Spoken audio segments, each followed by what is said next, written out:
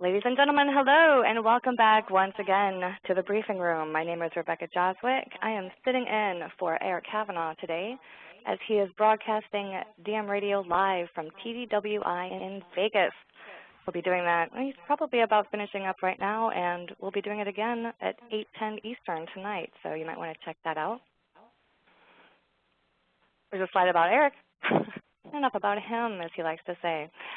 The mission, of course, at the briefing room is to reveal the essential characteristics of enterprise software, both good and bad. As we all know, buying this kind of software is a very large expense, and nobody wants to go into something like that unprepared.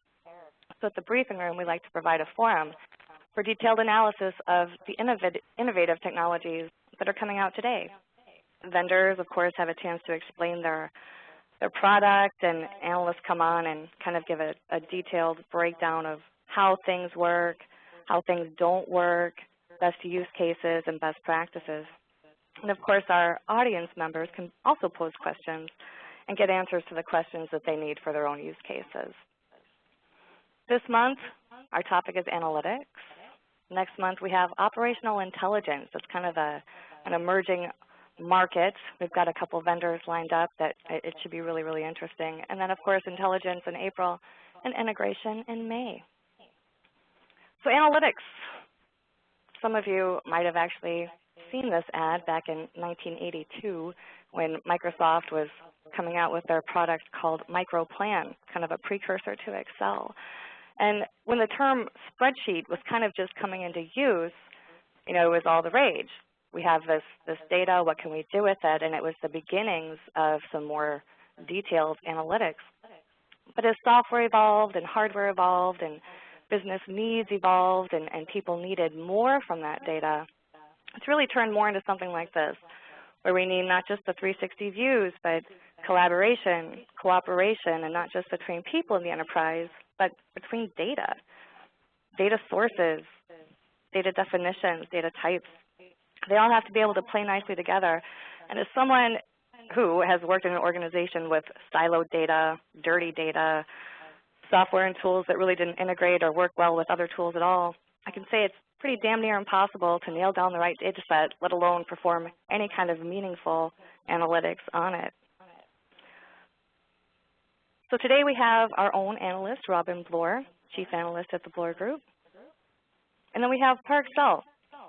ParAccel was on our show Hot Technologies last December, and they talked about their analytic platform, kind of an all-in-one analytic database, columnar, by the way. They have an extensibility framework, on-demand integration, integrated analytics. They connect to anything, all the standard BI tools, all the infrastructures you could have. And actually last month, when Gartner released their latest Magic Quadrant, they were featured in the Data Warehouse Database Management Systems area, so congratulations to them. We have John Santaferraro, who will be presenting on behalf of ParAccel today. John is Vice President of Solutions and Product Marketing at ParAccel, and he's had his hands at HP and done some consulting. He's also at TDWI today. And with that, John, I will go ahead and hand you the keys, and you can take it away. All right. Thank you very much, Eric. I mean, Rebecca. A little bit of positioning on ParAccel. By the way, welcome to everybody who's joined the webinar is listening after the fact. We're glad to have you here. It really is big data, new analytics that are driving this revolution in analytics. And everybody knows about big data, so I don't even want to spend a lot of time talking about that. The fact is there's a lot more of it. It comes in a lot of different varieties. It moves really fast, and there's more of it being added in different kinds of formats every single day. There's a dynamic going on where at the same time that data is exploding, so are analytics. And companies want to do things that are a lot more descriptive. They want to be prescriptive, looking at things like next best offer, next best action. They want to predict things like who's likely to buy the next great product, the next big thing, if you're Samsung, or the iPhone 5 or 6 if you're Apple. They're also looking to do things that are preventative. How do I keep people from intruding into my network? How do I prevent fraud? How do I lower risk? And this combination of new data and new analytics creates a new set of analytic requirements where companies still want to move at extremely fast speed. They want to be able to do fairly sophisticated analytics. And in order to make all of that happen, different platforms have to be able to interact with each other.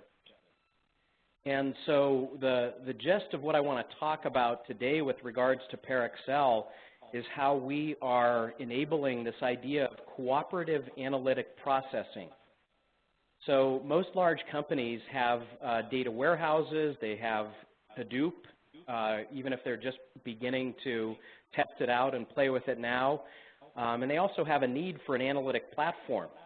And the consensus in the industry today is that none of these platforms can handle all of the different kinds of workloads.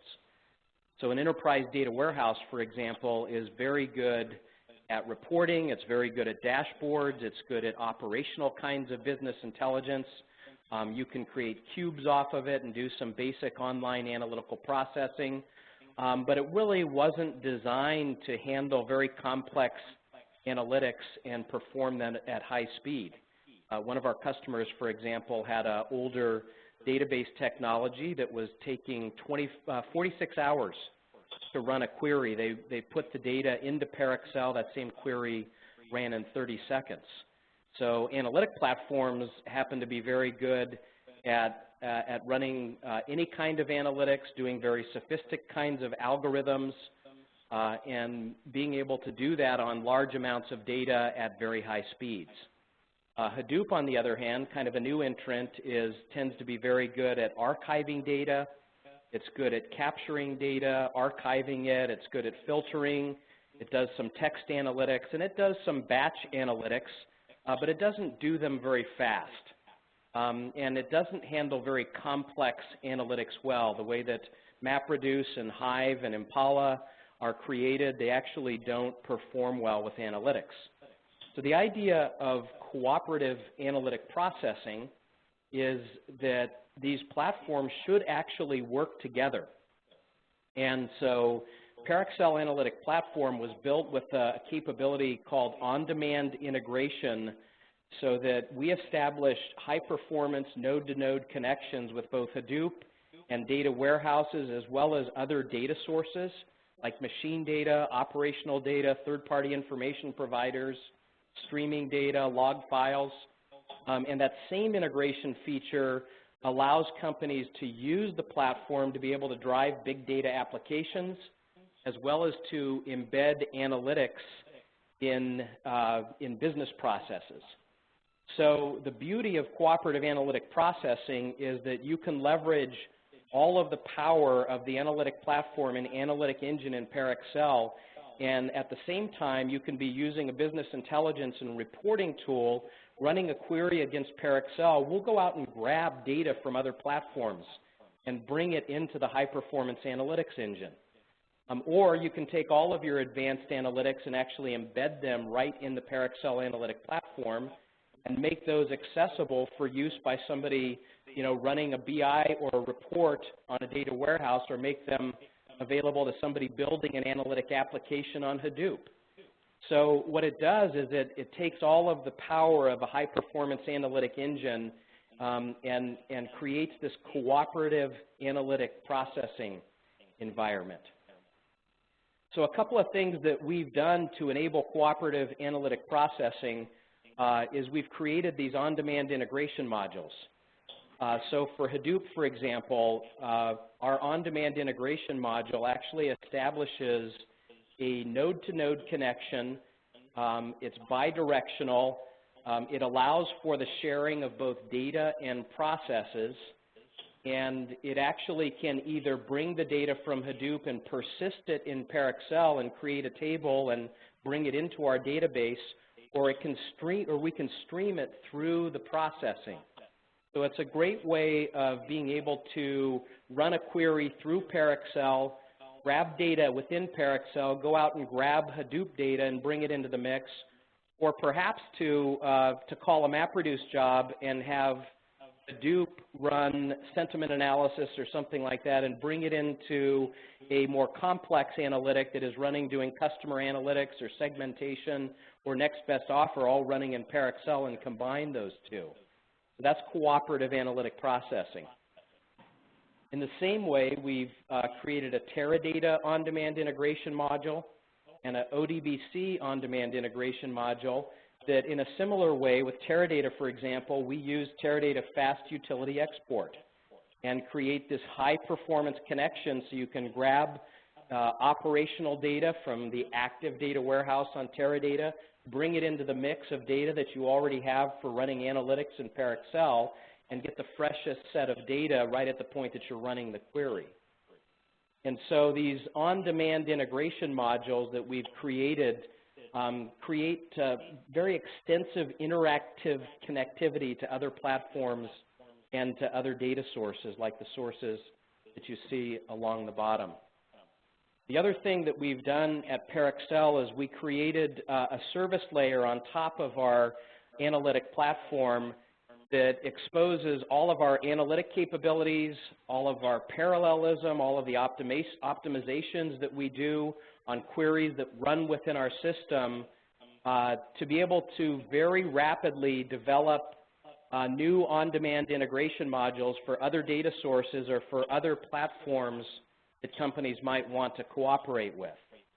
And we've done it in an extremely versatile way. So this service layer that we've created allows a company or a systems integrator or for ParAccel to very rapidly create these modules to do a number of things. One, the service layer allows for the sharing of both data and processes in both directions. So it's not just a data connection.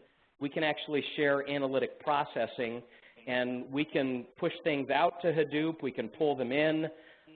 We can push a processing job out there. So it's bidirectional connectivity for the sharing of both data and processes. Second, that service layer allows us to transform incoming data for analytic performance.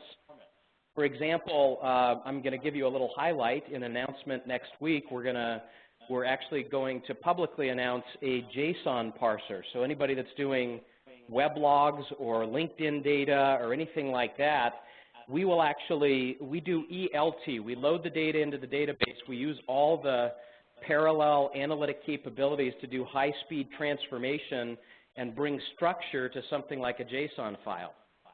We built another one for New York Stock Exchange data, and we can typically transform data within our database at a rate of about 2.5 million records per second.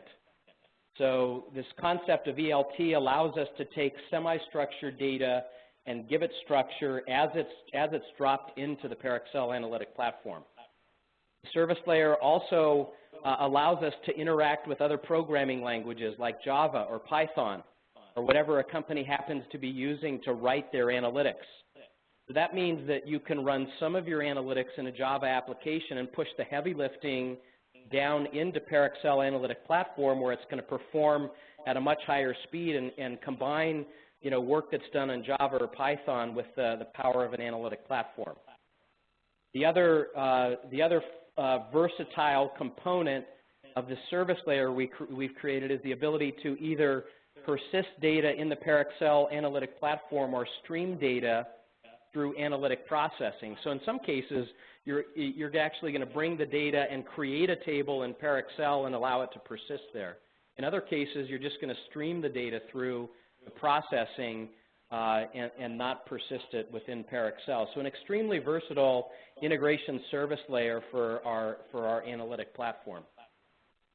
What all of this means is that we've created a platform that is able to support embedded business processes and numerous embedded business processes, analytics and business processes, and a large number of big data apps across an entire ecosystem. So think of ParAccel as a platform to be able to deliver analytic services to entire ecosystems of companies, of partners, of customers, however you want to to distribute the power of the analytic platform.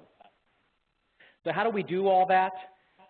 We do it because, first of all, at the core of ParAccel's technology is an analytic engine that is built on a columnar database that scales out in massively parallel processing. So it's a columnar MPP database at the core. That means that we're able to compress data as it comes in. We compile queries. Instead of running them against the database, they actually run within the database.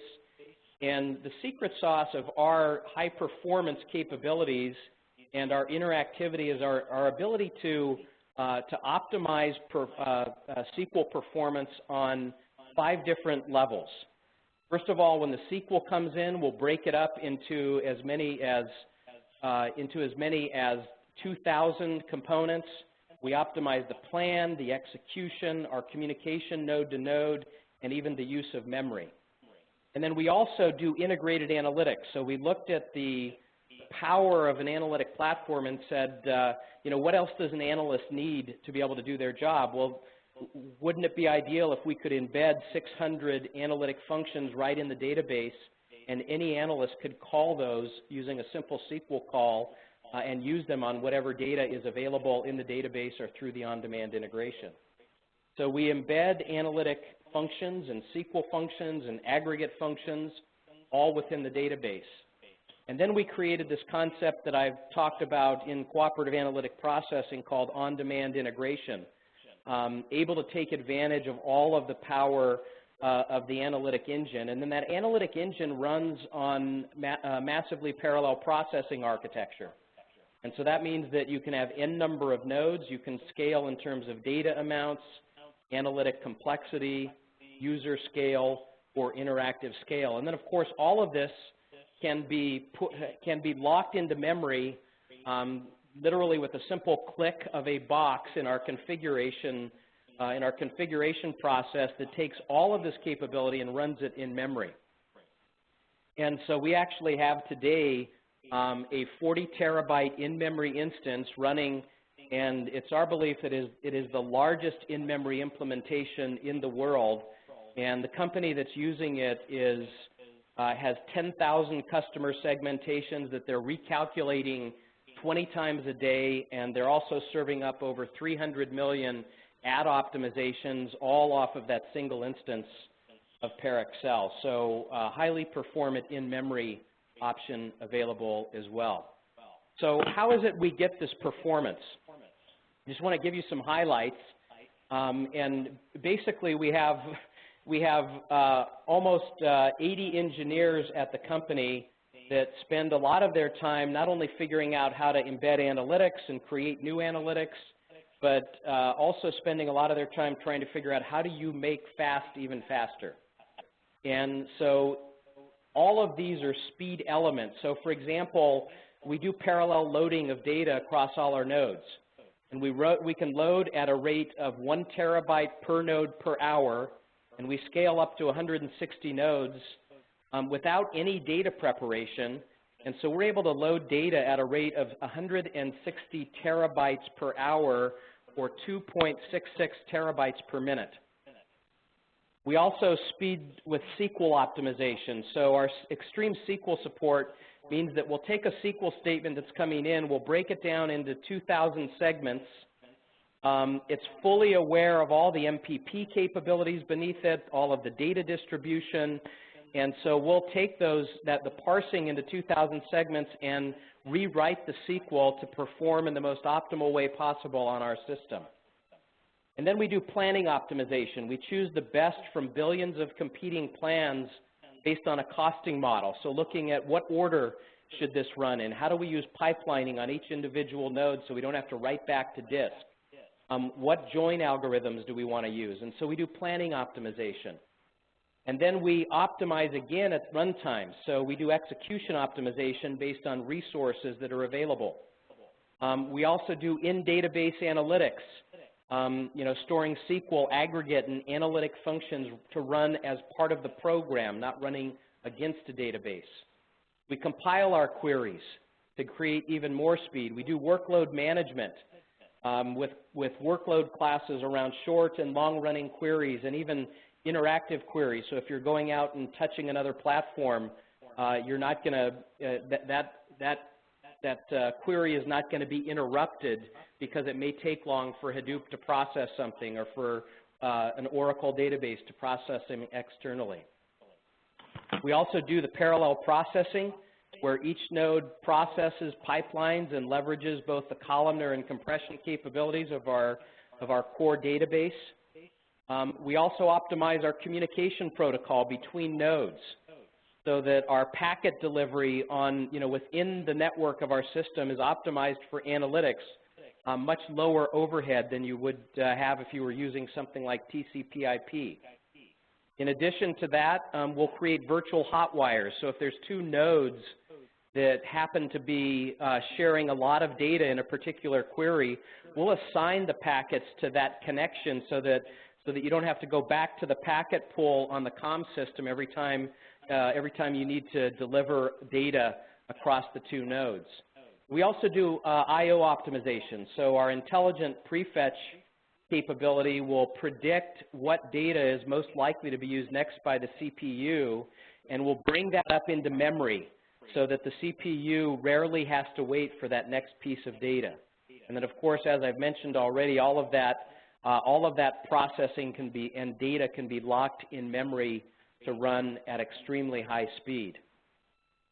So here's a couple of examples. One of our customers had a very complex report that they were building. They had to do data modeling to prepare the data. It took them about 2 hours to load the data, 3 hours to build all of the indexes and materialized views. They had testing before they could run it live. They had to tune, and then the query actually took 2 hours to run. That entire 41-hour process took 1 minute on ParAccel, 45 seconds to load the data, 15 seconds to build the report. And so, again, high-performance analytics on massive amounts of data, especially compared to other platforms. Here's another one. This is the 46-hour query that ran in 30 seconds on ParAccel. But if you really think about time to value, in order to even get to the point where this company could run a 46-hour query, they had to do all their data modeling. They had to create a physical model. They had to load the data. They had to do the build, testing, tuning, and then the query took 46 hours after all of that data preparation and database administration work. In ParAccel, no modeling, load in 45 seconds, and the query ran in 30 seconds. So an 85-hour process, including data preparation, down to 1 minute and 15 seconds. So because of all this, we talk about our customers being able to do unconstrained analytics. They can load the data in and run the query. They can run ad hoc queries. They don't have to plan them out. They can run them anytime. They don't have to schedule them in the middle of the night against any data or all the data, any kind of analytics, very complex and sophisticated analytics. They can expect to get the results back quickly, which means that if you think of the iterative process that an analyst goes through, it means they go through that on a much quicker scale, doing 5 or 10 or 20 iterations in a day instead of 5 or 10 in a week. It means that they can share workloads with any other platforms, support all communities of analysts, run many applications, and create analytic services. So the idea of unconstrained analytics, the typical conversation that we are having with customers and with prospects is around, just sort of envisioning what kinds of things do you want to do with analytics. So what are your immediate needs? Where's the problem today, and how can we fix that? What is the pent-up demand? And then if you had no constraints on your analytic programs, what kinds of things would you want to do? So a typical retailer might just be struggling with doing market basket analysis. The pent-up demand might be do it daily, and the no constraints opportunity might be doing it on demand and even moving towards demand signaling. You can look at a similar kind of scenario thinking about the expansion of using data. So what data do you want immediately? What's the pent-up demand? And if you had no constraints, what data would you bring into that environment? And the same is true of analyst communities. Who needs to use this analytic application immediately? Well, it's our business analysts. What's the pent-up demand? We'd love to get it to our store managers. And what about no constraints? Well, if we could provide similar information to our suppliers, that would be a dream. And so because of the power of a platform that was built for high-performance analytics and built to support cooperative analytic processing and work in an ecosystem, we're able to work with companies to explore unconstrained analytics instead of working in a world that has a lot of constraints. So all that means, by the way, greater productivity for the analyst and more innovation for the company. So one of our customers, a large retail customer, basically said that their analysts were spending 80 to 90% of their time gathering data and waiting for queries to run. With ParAccel, those analysts are now almost 100% productive, and they're doing a lot more kinds of innovative work based on having a platform that was actually designed to free the analyst to do what he was originally hired to do. So that's it. That's it for cooperative analytic processing and how ParAccel enables that. And so I'm going to turn this over to you, Robin, so that you can take it from here. Okay, let's see how this works. Yeah, it works. Well, thanks for that. Okay, what I wanted to do here really was to, I mean, and John has done this to a certain extent, but I'm kind of going to go a lot further than John has. I personally believe that what's happening is that the world that we previously regarded as the business intelligence world is over. We're entering a new age, and there are a lot of characteristics to the new age, but it's a new age of business data analysis, and a lot of it is characterized by things we didn't do before because we couldn't do them before, either because we couldn't get the data or we didn't have the processing power, or maybe we didn't even have the algorithms.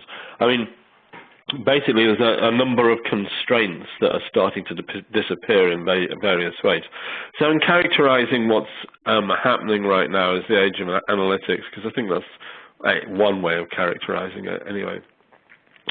This is a schism in BI. I mean, when we look at BI from the Bloor group, we just have this idea that you can divide most BI into under 4 categories of hindsight, oversight, insight, and foresight. And hindsight is the traditional reporting that goes on, and one normally envisages that as taking place from a data warehouse or data mart. And the oversight is along the lines of, well, the easiest way to conceive of it is kind of dashboards, where in one way or another a data feed is going to some form of data visualization, which gives people an idea of where they are now. And that can be very sophisticated. It's not, I'm not in any way trying to denigrate the usefulness of all of that.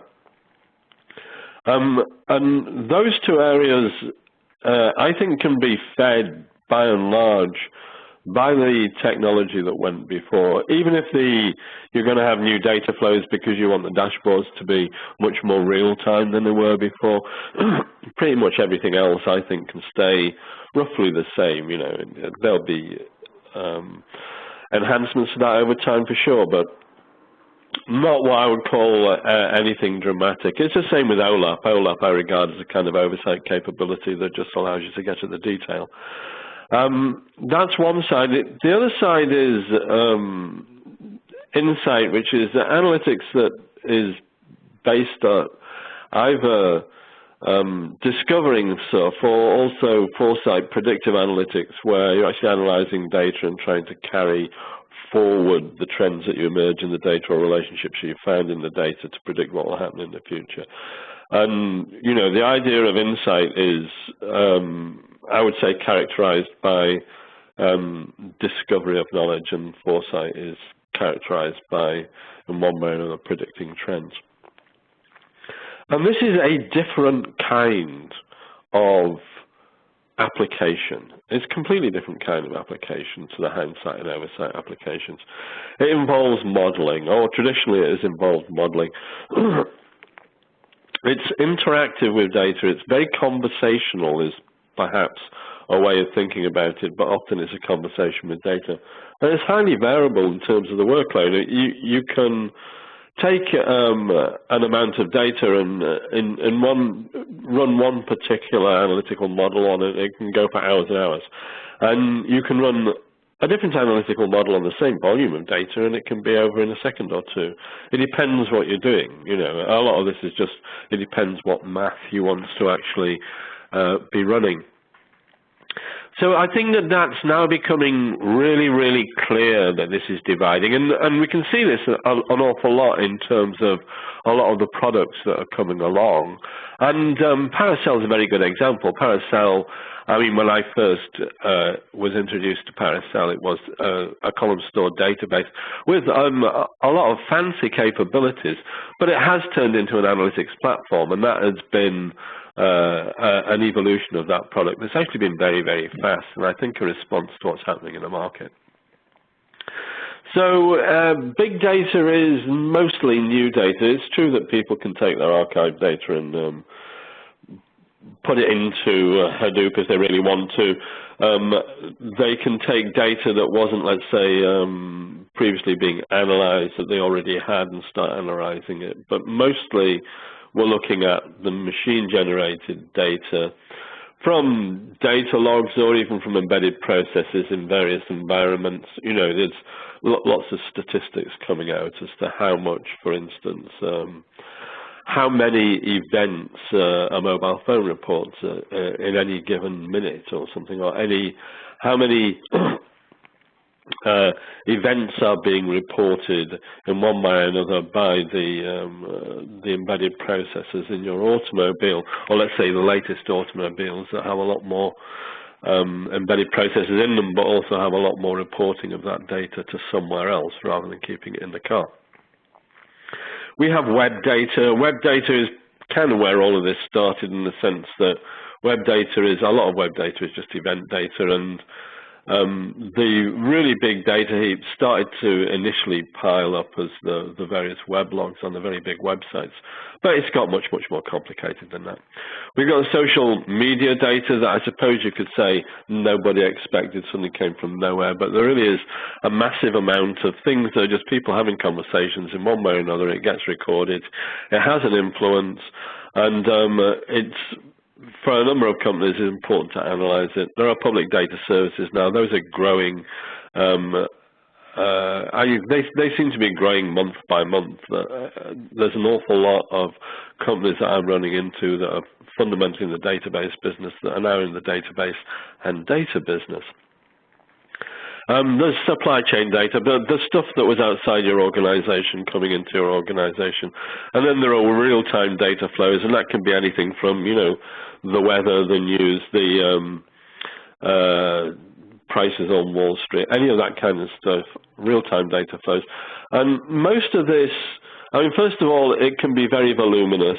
And secondly, it isn't the kind of stuff that we stored before within the corporate environment. So it creates what I would say a real big problem, in the sense that it means we have to think, or maybe even rethink, the way that data flows through the data center. And we have to rethink in terms of what we store and how we store it, and the performance of our various data stores. But most of the value of this data, some of this data might actually find its way onto dashboards and things like that, but most of this data is being analyzed, and therefore it falls into the heading of insight and foresight.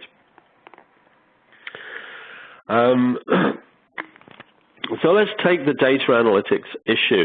And this is fundamentally, I mean, this is something that I've been working with for about 3 or 4 weeks now and trying to get my head around. But, to give you my background, I have got a degree in mathematics, and I was, for a period in time, trained to become an actuary in an insurance company. So I know a fair amount about analytics, and I know the various different things that people want to do to data on. I wouldn't put me as I would never claim to be anything close to a data scientist. What this diagram is representing is, first of all, if you look at the bottom, we have a series of different data stores. So you could say some are different purpose data stores, but most organizations that have been, fairly large and around for a long time have a data warehouse. And I don't personally think, I haven't heard of any organization throwing its data warehouse away and using something else. So that may actually be happening. It just isn't common. And that's because once you've actually got something up and running and it's useful, messing with it can be incredibly problematic, so you don't really want to do that. However, we've seen the rise of the scale-out engines, and I've divided them here between the NoSQL database and the column stores. And there is a reason for dividing them. One of them is that most of the NoSQL databases, and you don't do analytics in those, they don't have any onboard analytics. The scale-out column store engines do have onboard analytic capabilities, and I think that's increasing. And finally, we have Hadoop on the left-hand side here, and Hadoop is, to a certain extent, anything you want it to be, depending on what you put on top of it and what you think you're doing with it. But one of the things you can put on top of it, for instance, there's Mahout out there that you can run on top of Hadoop, and that is, and 9 runs on Hadoop, and that is a whole series of analytic processes that can run over Hadoop. But I'm not a great fan of Hadoop. There are reasons to be very careful about the use of Hadoop in terms of performance. It was not built to be a fast engine. It was built to be a versatile engine that could do a lot of things. And in terms of its parallelism is fundamentally based upon straight, simple data segmentation that scales out. And you can be more sophisticated with parallelism than that. So it isn't the be-all and end-all of parallelism, and the fundamental HDFS isn't built to be an extremely fast file system. So if you're looking for speed, I wouldn't look to Hadoop. But you may be using Hadoop very productively if you're doing data analytics, because you might do modeling over data that's in Hadoop that you later pulled out somewhere else to run in a real fast engine. So, that's the bottom here. I just put in a data stream because there's data streams can be coming in. Ingest can be going on all along this bottom layer, and data flow can be going on all along this data flow, along this bottom layer, in the sense that data can be passing from one of these places to another of these places for various reasons, depending upon who's doing what and what the workloads are. And that's, I'm now starting to think that, when I draw these diagrams, I start to feel a little bit nervous about drawing databases as disks, because nowadays, a database is kind of a huge collaboration between disk and memory. And if you really want, if you have a database that's holding a petabyte of data, but all you're actually wanting to analyze in memory is several terabytes, once it's out of the database, it's not going to go back into the, you won't be going to the database again to do anything. You won't be doing any of those slow disk reads. You're going to be interacting with it in memory, and the memory, of course, is, well, roughly speaking, 100,000 times faster than reading from disk to read from memory. Up at the top here, we've got the idea of a bunch of data analysts running data analytics applications, and I've drawn virtual data mart. And the reason that I've drawn it as virtual is that we don't know where that exists. We don't know where it's going to be. A lot of what these guys are doing with data, they do it to the data, but they don't want to be storing much of what they do. They're probably going to store result sets, but they're probably not going to store all the intermediate things that they do. And where that process runs is critical to the performance of the analytics task. There's just no question about it. And by the way, there are more than one of these guys. So if there's some kind of data service that's being provided and some kind of analytics service that's been provided over the network, then then that data might be a memory space somewhere inside several nodes out there on the network, and having the analytics run over it. The analytics app may be pushing its analytics execution code to somewhere else to run. I mean, the idea of really in terms of getting performance is to get the process, because it's not very large, close as possible to the data. It's not always the case that the process is much smaller than the data, but it generally is. So that's the data analytics issue, and the question is, how do you architect for that? And there are a lot of companies that have various approaches to this, and I would say that we are at the beginning or the emergence of how the industry is going to solve that problem. So I think that what we've heard today from ParAccel is a very interesting situation to talk through. This is the second thing that I wanted to put a picture up of, and this is just the way data analytics can be done. And it's a kind of an interesting thing because, I mean, anecdotally, I hear when talking to data analysts that it's like, 60–70% of the work is actually in data prep. In other words, it's data work. And that data work might be extracting data from various places, but it's going to be joining stuff together, merging stuff. It's going to be doing deduplication and data cleansing. It's going to be doing a lot of stuff to get the data in a situation where the analyst can actually perform analytic calculations on it. And what I've represented here is what I would say traditional data analysis, where you first of all, you're doing a modeling phase where on sample data, you model what you're going to do, and you're using sample data because you don't want to take you don't want to be using a vast amount of resources while you're trying to work out exactly how you're going to run the analytics phase of the game. And this can be an iterative loop even at the modeling stage, because you may realize just in modeling that the data is not as clean as it needs to be or isn't exactly what you wanted, and you may have to go around that loop, and you may go through several analytical loops in the modeling itself anyway. And then you pass the analytical phase, and it's exactly the same, except now you're running against all the data. And again, you may discover in the analytics phase that in one way or another the data isn't exactly how you want it. Maybe you've discovered there's far more, let's say, dirty data in there than you expected, and you're going to have to do some data prep work. So you've got this kind of conversation going on with the data all the time until you finally get to the point of, well, if you're in data discovery, then you may be running many algorithms. But until you finally get to the point of being happy with the data, you're probably not going to be running the full analysis. And then when you run the full analysis, that itself could be an extremely heavy workload that goes on for a very long time, after which you get the results.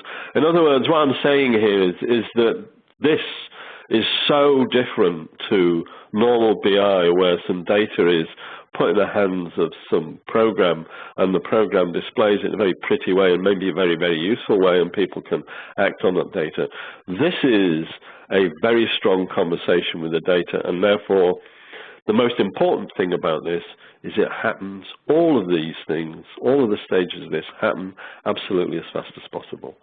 Because that just means that you get to the answer quickly, but it also means that, these data analysts, what they're good at is, in fact, applying the mathematics to the data.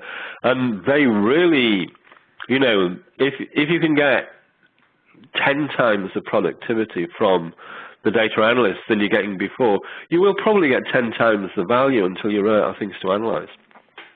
So performance, I think, is just incredibly important, and it's much more important than it is in the other side of BI, So boiling it all down, the data analyst needs to be able to marshal the data, and it's all about time to insight. As long as that's followed by action, of course, it's no use that someone having great insight and then nobody doing anything about it. So, on to some questions. I kind of took some notes in John's presentation. There were various things that I'd just like to get you to elaborate a little bit on, John. I like the service layer. I mean, it sounds extremely impressive. It's bidirectional. It allows you in one way or another to pull stuff from one place to another. So, I mean, the first question that I've got really is, what's, let's say I've written, let's say I'm doing something in something like Mahout. You know, let's say I'm running one of those machine learning algorithms that Mahout does, and I want it to run faster because running Mahout over Hadoop isn't going to give me the best possible data, well, execution time that one can imagine. So, does your service layer allow me to run Mahout over the ParAccel engine? Absolutely. So what we see happening is one of the basic and most fundamental principles of cooperative analytic processing is you let the workload gravitate to the platform that can handle it best.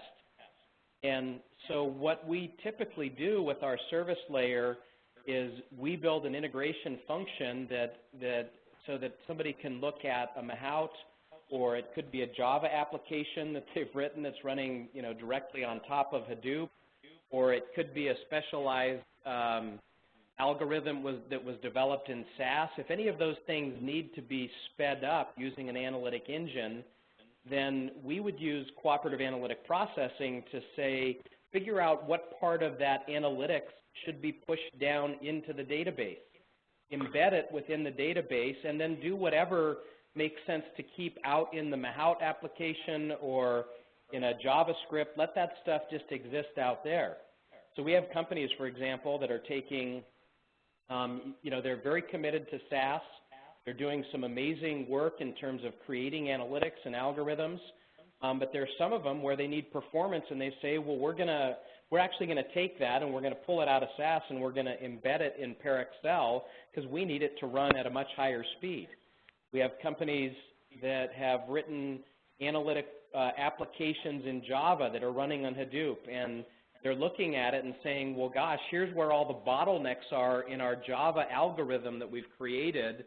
Let's take that and push the heavy lifting down into the analytic platform where it handles it best, and we can still retain some of the interactive capabilities that we want at the Java level, and we'll integrate with any of those.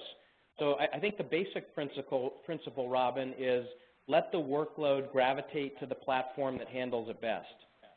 Well, I would say that's exactly the principle. I would agree. I mean, you know, I think, you know, we could probably even logically argue that that must be the case, just from, you know, engineering factors.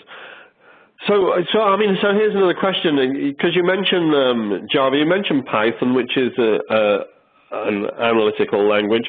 You didn't mention R. I mean, R's the big data analyst language at the moment. I presume you've got an interface to R as well. Is that right? Yeah, so our initial R integration we're actually working on right now to be able to support R interactivity. The long-range plan is to be able to embed R within the database, but we don't currently support that. So I will say that anything that is embedded into ParAccel today is written in C++ and put into the program. But there again, there's times where you may have something written in R and you realize that it's worth the performance, and it's not difficult to, you know, to create a user-defined function like that and put it into the database where it makes sense to do that, to take that next step. So yeah, I mean, I'm completely in agreement with that, because, you know, R is actually, it's a data manipulation language for analysts, you know. So if you can in one way or another just push that into the fastest place to execute it, then that's obviously the thing to do. The thing that I see happening, though, is the use of R over Hadoop. Again, I'm not trying to knock Hadoop, because there's lots of really good things about Hadoop. But it's not fast. Right. There's another kind of question. You mentioned 600 analytic functions. It's very difficult. It's going to be very difficult. You know, I don't want you to list functions, but I know that there are, you know, some very, very basic analytic functions that you would actually want to do that are just data-to-data kind of things. And then there are very significant algorithms. So, you know, the question here is really, what are those 600 analytic functions? Are they the normal statistical, extremely, you know, it's a large population. So it's just an extremely large population of the normal statistical functions you would expect to use in data analysts. Or are there some pre-built algorithms in there that, I don't know, if a data scientist was listening, would raise his eyebrows? So when we look at the kinds of analytics that we embed in our libraries within ParAccel, we're actually looking to support everyone from the data analyst and the BI analyst all the way up to the data scientist. And there's actually a huge gap between those two worlds. And so on the high end, yes, you can do some very complex, multivariate kinds of analytics that are embedded. So those kinds of functions, some very complex data mining, all of the a huge library of analytics from the financial services world, right. Risk, so we support that high end, but we're also trying to fill the gap. So a lot of our functions are designed to take a business analyst or a data analyst, teach them a little bit about analytics, and give them tools to use to be able to do more predictive kinds of analytics. So they might be, simple SQL functions. It could be aggregate functions, because you don't have to create any aggregations. We do all that on the fly because of our processing power. It could be, text analytics, doing things like if you're going to do sentiment analysis, first you have to do social media spell checking, right? So that GR and the number 8 actually equals GREAT. Right. Stemming so that you can rank greatest better than great. And so we have, a bunch of text analytics, pattern matching. We have algorithms that do things like sessionization, right? So that if you're looking at clickstream. So a lot of these are sort of transformational. There's a JSON parser. There's all kinds of stuff in there that actually, allow that BI analyst or that business analyst to become more of a junior data scientist or a data innovator to do some discovery work. So we're really trying to close that gap between the business analyst and the data scientist. Right. Okay, well, going on to the data analytics thing, a lot of data analytics work, it depends what you're doing, but a lot of it is actually in data prep. So it's merging, cleaning, joining, transformations, stuff like that. You can clearly do a lot of this, but I was kind of interested in what your approach to, let's say, data cleansing is, because data cleansing isn't part of what you do. So in that part of the activity of data analytics, how does this engine handle that?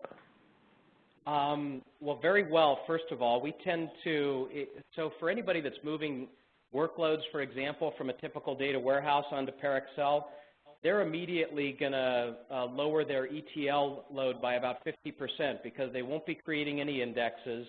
They won't be creating materialized views. They won't be doing a lot of the aggregations and stuff because all of that's done in the database. In addition to that, there is some basic cleansing that you're going to do with data as a corporate process, and we're not trying to eliminate that, but there's some of it that can move over and be done into ParAccel based on data cleansing algorithms. So, for example, we have one customer that is doing customer data integration using a very complex algorithm that they've created so that they can actually match data against 2.5 billion records multiple times a day so that they're bringing in the freshest data and doing all the things like householding and eliminating of duplicate entries and all of that kind of stuff And so they've actually created analytics to do data cleansing, and they're doing customer data integration using our analytics engine. So yes, there's always going to be that data cleansing that takes place on the way in, but there's other cleansing you can do with analytics, and there's a lot of the transformation. Take a JSON file, for example, or a semi-structured data that's coming in. We would load that and then create the structure using the database at a super high speed.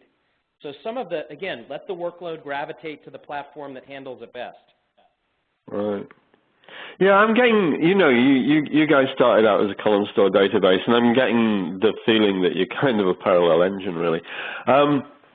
But anyway, a final question before I hand you on to Rebecca, who will throw you questions from the audience, and it's just, can you do this stuff in the cloud? Have you got a cloud implementation of this, or is this just an in-house kind of thing?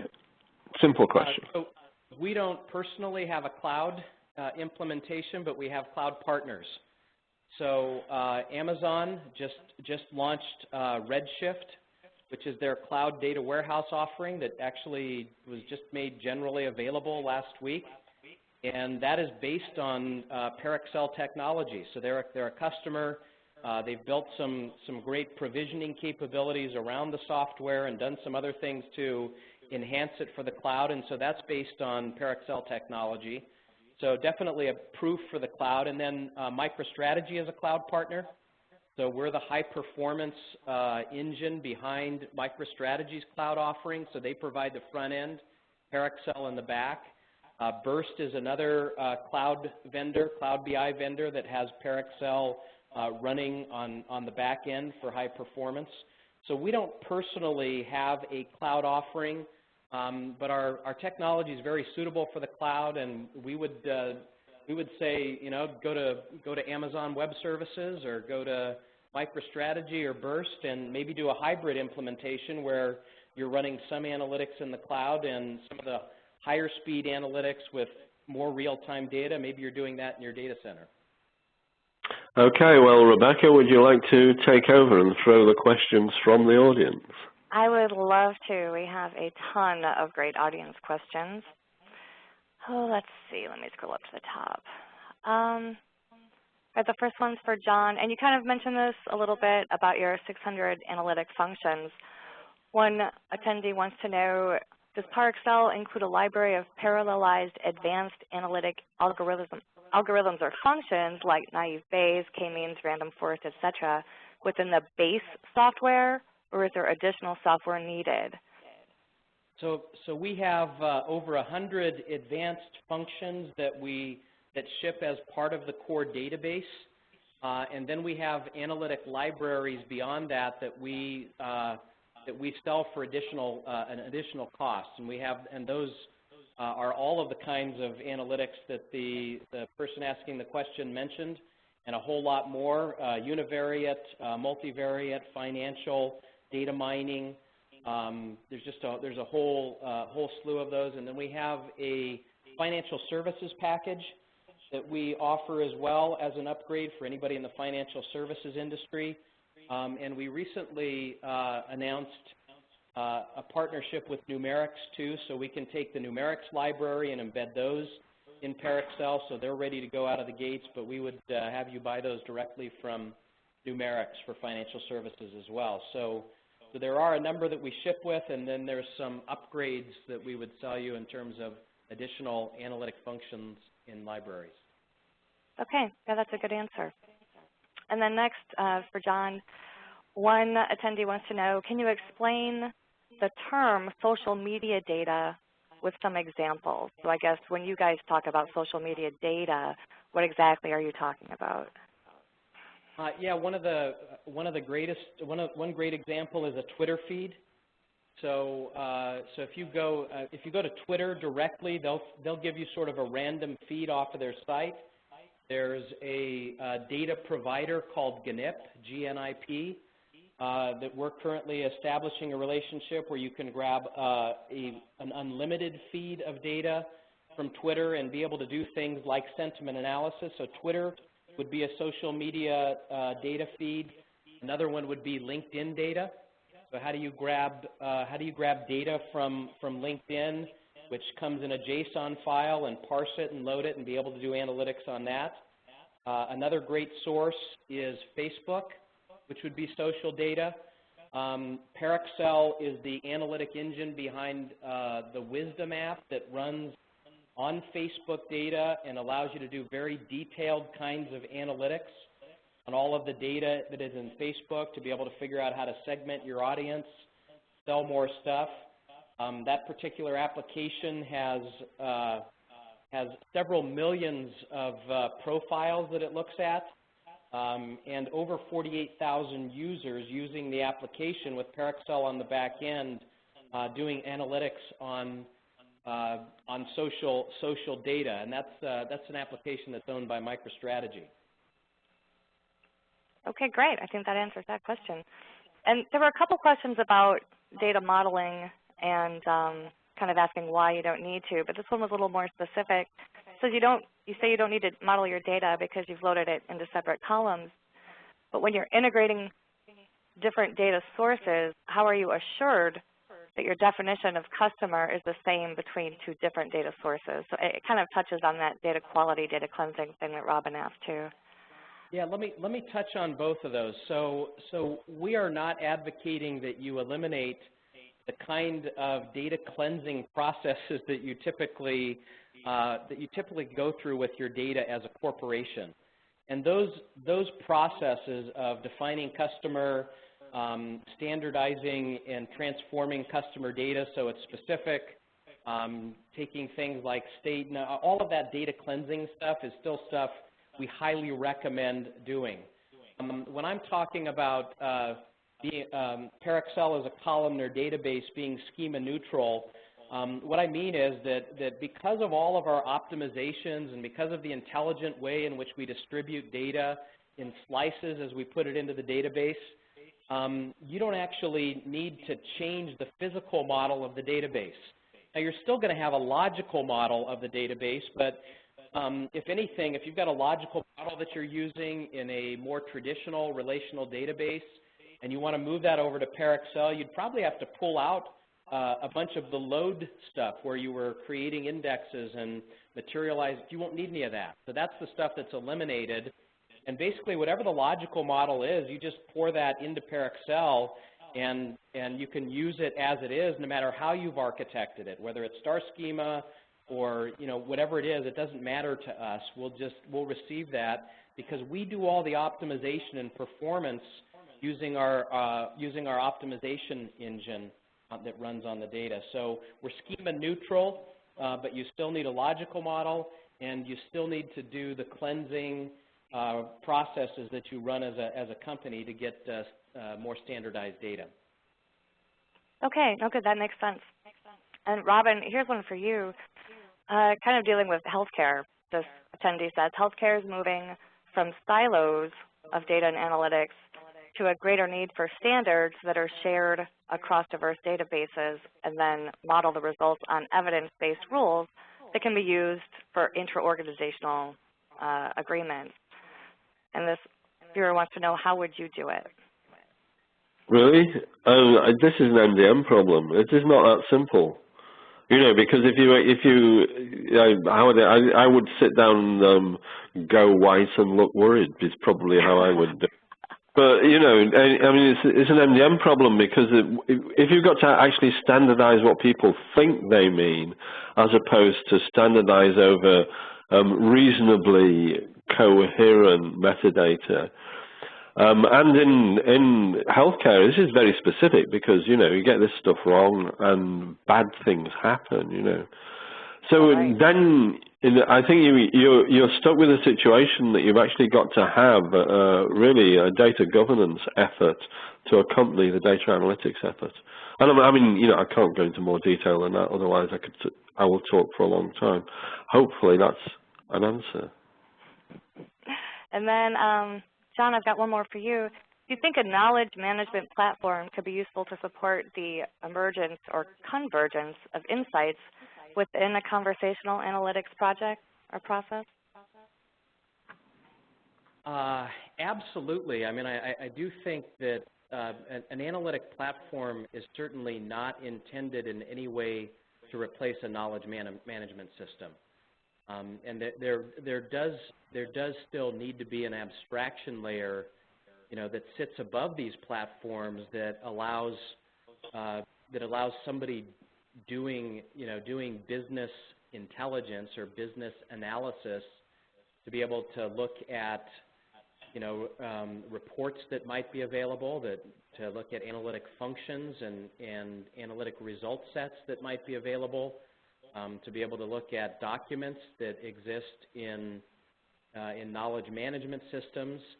And I think that represents a huge opportunity for somebody to be able to create an abstraction layer above these different systems to be able to make that information accessible to the business user. What we're abstracting is the analytic workloads.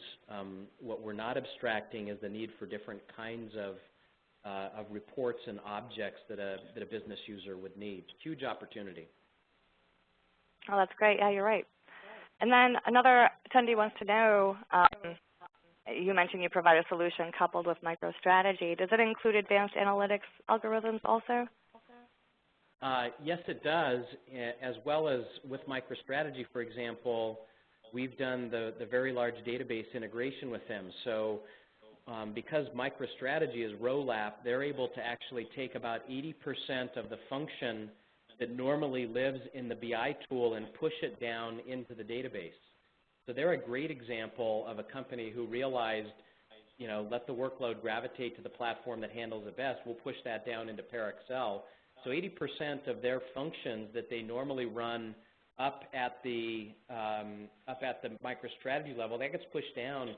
They get a lot higher performance. So they're pushing down their functions along with all of the advanced functions that we ship with our database. Okay, great. And I know we've kind of burned through an hour, but I'm just going to ask another one or two. There's a follow-up on that healthcare question for you, John. Do you think ParAccel is the right platform for structured information that has a high data governance overhead? Oh, well, that's a difficult question to ask because data governance is really a process question. It's about who owns the data. It's about being able to figure out how to use data, creating communication lines between data owners and business users and IT, for the right sharing of that data and certification of it.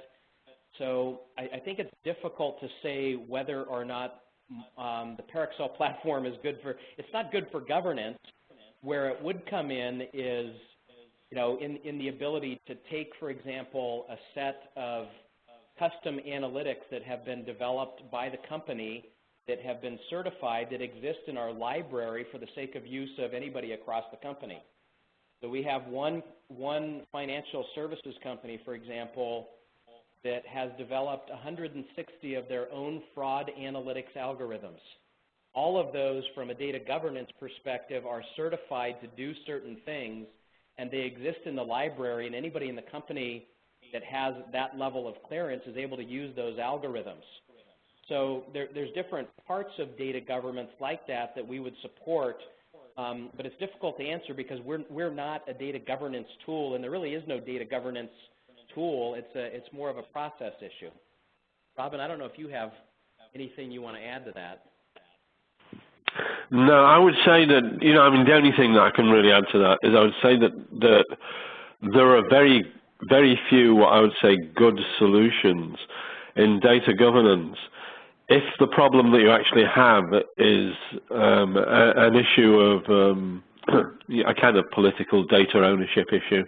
You actually have to have someone that's really good at making people to work together, because I don't think the data is what causes the problem. I think it is the ability of people to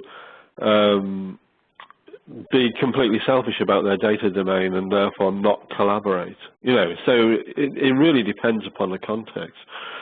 But I mean, like you said, yeah, there are some data governance. There's some data governance software that you can plug into things. But my experience is that the software on its own doesn't solve the problem. It needs to have someone that knows how to lead a data governance project. Good, and I'll follow up with that by saying it's true that data can often be held prisoner within organizations, and it's kind of going to take a cultural shift. I know we've touched upon that point in previous briefing rooms too, to get the real collaboration. We have the software to do it and the tools to do it and certainly the platforms to do it, as we've seen today, but getting people to share in that way is going to take probably a little more time. Well, I did, with that, folks, go ahead. While you were talking, Robin, I did think of one example that supports data governance. We had one of our customers set up their ParAccel analytic platform in production, and they were so excited about what they did that they created a second instance of it and called it their analytic sandbox. And what they did is because they were able to have a single centralized platform, they opened it up to all of the analysts in the company and said, you can run any analytics you want against this, and you can even upload your own data and combine it with the corporate data. And as a result of that, because they have a single central analytic platform that's driving corporate-wide analytics, they were able to retire 6 of their 10 analytic marts. So they had 10 divisions that had shadow IT that had built their own data marts to do analytics for that particular division.